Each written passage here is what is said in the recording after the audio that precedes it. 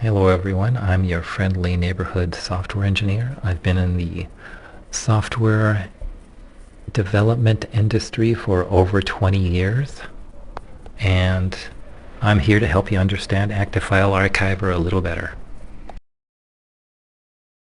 The Notifications Center contains a lot of important information, but it also contains the result of the last backup or restore operation. It also will show things like missing media.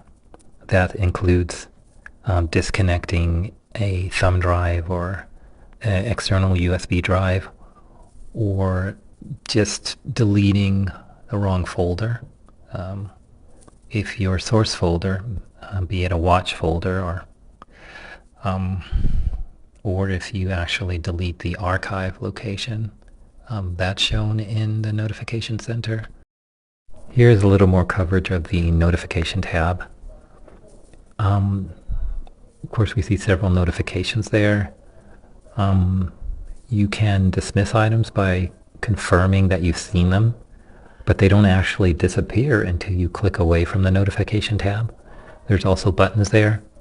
If you're in one section, like the important item section, and you happen to click an item, or you click more than 5 items, it's been a while, more than 5 items, or even one item 5 times, then the option to dismiss all items for that topic becomes available, and you can just click that and they all disappear. For completed backups, in the Notification Center, you will have either a success item or an error item. Success items under important items show how long it took to do the backup and the completion ratio. We hope to always see 100 there. We also show the backup collection name, or the backup set name, shown there, and its timestamp.